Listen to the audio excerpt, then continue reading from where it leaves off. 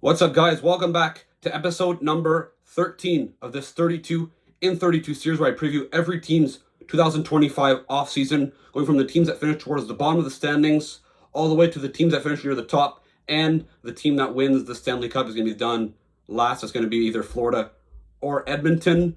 So last episode I did was on the Detroit Red Wings, a team that had a disappointing season. Well, today it's a team that did not have a disappointing season as they surprised and exceeded expectations, the Columbus Blue Jackets. So obviously the Columbus Blue Jackets have been a team stuck in the middle, struggling for quite a while now, ever since basically they entered the National Hockey League in the late 90s. Obviously they had a bit of success in the late 2010s where they made the playoffs for 3 straight seasons, including sweeping the Tampa Bay Lightning in the first round in 2019. But unfortunately that came at a cost where they lost Bobrovsky, they lost Panarin, and they lost Matt Duchene to free agency. And in fact, they even gave a first-round pick at the deadline to get Matt Duchene on top of it. So they were basically left with nothing and forced to rebuild. The last few years have been very, very tough. They've gone through a lot of, tough stretches. They've drafted some good young players. And then last summer, unfortunately, Johnny Gaudreau, their big free agent signing from 2 years ago, sadly passed away in a car accident. And the Blue Jackets this season, they decided to rally around him, despite having a lot of injuries. Sean Monahan missed some time. Boone Jenner missed like the first, 3/4 of the season. And they ended up being so close to making the playoffs. Unfortunately, they lost it in the last week of the season, thanks to the Carolina Hurricanes putting out an AHL roster in their final game of the season against the Montreal Canadiens, which costed, obviously the Canes won that game, and it costed the Blue Jackets playoff spots. So an unfortunate ending. However, the future, for the first time in a while, is bright in Columbus, Ohio. So the Columbus Blue Jackets finished 4th place in the Metropolitan Division, 20th overall in the National Hockey League. Their general manager, Don Waddell, who was hired last summer, he made a few solid moves during the year. Like I said, bringing in Sean Monahan, etc. He didn't really touch too much to this team. Their head coach, Dean Evison, we got to give a lot of credit to him, however. He did an excellent job making everyone buy into the system, despite, like I said, a tough situation where they have been a struggling franchise the last few years. He did a very, very good job. A lot of their young players improved a lot. Obviously, their record, 89 points, which is a huge jump from what it's been the last few years. Their goals for per game, tied for 7th at 3.26, which is quite a surprise. I thought, honestly, when you lose Gaudreau and they trade away Patrick Laine, I thought that their offense would struggle a lot. Instead, that was not an issue. A lot of the young guys, especially up front, took a big step, and obviously you got a big season from Zach Werenski, which we'll get to in a moment. The goals against average, however, still has to work. Has some progress to make. 3.26, so they finished with a goal differential of 0, but they were 25th in the league defensively. Their power play, despite having a top 10 offense, their power play was only 20 seconds, so still room for improvement there. Their penalty kill, 22nd overall at 77%. And their expected goals percentage, however, at 5-on-5 was only 23rd. So there is maybe some reason to think that they could regress a little bit, especially if their shooting percentage goes down a little bit, because they were kind of running a bit on PDO.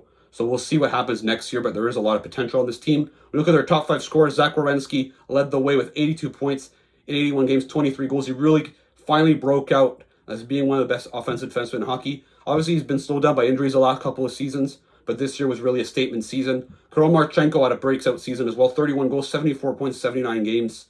So he, too, another young guy taking a big step. Kent Johnson, 57 points in 68 games. So a very productive season finally for this 5th overall pick. Finally living up to his full potential. And there's still room for growth. He's only, 22 years old. Sean Monahan, 57 points, 54 games. A great acquisition for him. Fortunately, he missed some time, but, he seems to be kind of back to his former self when he was with the Calgary Flames, and he was pretty good with Montreal and Winnipeg the last few years, but his production wasn't that great compared to this. Adam Fantilli, the 3rd overall pick from 2023, 54 points, 31 goals in 82 games. So we're starting to finally see Adam Fantilli showing some signs of his full potential, and there's still the ceiling. The sky's the limit with Adam Fantilli, that's for sure. Even though their offense is very good, a big reason why their defensive game struggled this year was their goaltending. Elvis Merzlikins had an .892 save percentage in 53 games. Obviously, he had a winning record, 3.18 goals against. And then Daniil Tarasov, .881 save percentage in 20 games. Luckily for them, towards the end of the year, Jack Greaves, who was their 3rd goalie, played pretty well. Almost single-handedly carried them into the playoffs, but they ran out of gas towards the end. So I think the Columbus Blue Jackets, there is some reason for optimism, that's for sure. When you look at their projected lineup for the 25-26 season before all the free agency and the trades, when you look at their top 6 according to Puckpedia. Boone Jenner, Sean Monahan, Kirill Marchenko, Dmitry Voronkov, who had a solid season, Adam Fantilli, Kent Johnson, Zach Aston Reese, Cole Sillinger, Messier View. They re-signed, I think, 6 years, but he is an important player on their team despite playing a limited role. Yegor Chinnikov, Williams, Pythia. After that, when you look at their defense core, Zach Werenski, Damon Severson, who signed long-term, Denton Matejchuk, Eric Goodbranson, Jordan Harris, who they got for Patrick Laine, and Christensen, in net, Merzlikins, and Jet Greaves. So I think, and they do have a lot of cap space, over $41 million in cap space. So if they want to spend, they can do all they want with $41 million. However, they do have a lot of players to re-sign. When you look at their UFAs, Luke Cunnin, Sean Corrali, Kristen Fisher, Justin Danforth, James Van Riemsdyk, Kevin LeBanc, a bunch of players that are replaceable. They're not going to cost that much if they want to bring them back. When you look at their defense more, however, 2 key defensemen, Ivan Provorov and Dante Fabro. 2 guys that are probably going to get a significant raise if they want to stay in Columbus. If not, they'll be gone in free agency. But those are 2 guys that were playing top 4 minutes. They're going to be tough to replace. So they're going to need their young guys to take a big step next year. Look at their RFAs, Dmitry Voronkov. He could get a slight raise. Jordan Harris, another young defenseman. We'll see what they do with him. And then Daniil Tarasov, who's a younger goaltender, did struggle, but he does still have some potential. We'll see what they decide to do with Elvis Merzlikins, if they want to keep him or not. If they get rid of him, they can have maybe a Tarasov Greaves tandem or go get another goaltender, which we'll get to a bit later in this video. Obviously, for a team that struggled the last few years and has been finishing near the bottom of the standings, they have gained a lot of good prospects. So when you look at their top prospects, Kaden Lindstrom, 4th overall pick last year. Obviously, he's had some back problems. He hasn't played a lot this year. I still, as a Canadiens fan, still don't get why they took him ahead of Ivan Demidov, but there is still a lot of potential with Kaden Lindstrom. He could still become a number 1 center if all is set and good, and he's healthy. Gavin Brindley, 34th overall pick in 2023, an undersized forward, but he still has some solid offensive potential. Same thing with Jordan Dumais, Lucas Pinelli, and Charlie Ellick. I think those are solid prospects, but Kaden Lindstrom is really the cream of the crop when you look at their prospect pool.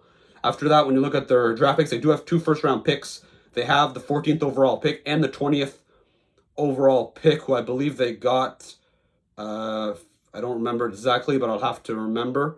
So I think Columbus, obviously, is set to have, and they have a solid crop of prospects. They have a lot of draft picks, so I think that, it's looking pretty good long-term in Columbus. Just note that 20th overall pick, they received it when they traded away David Jiricek to Minnesota, so it's Minnesota's first-round pick. So we'll see what they do with it. I could see them trading up using those 2 draft picks if they want to, because like I said, those are they do still have some value, if not making a trade to go get another impact player elsewhere.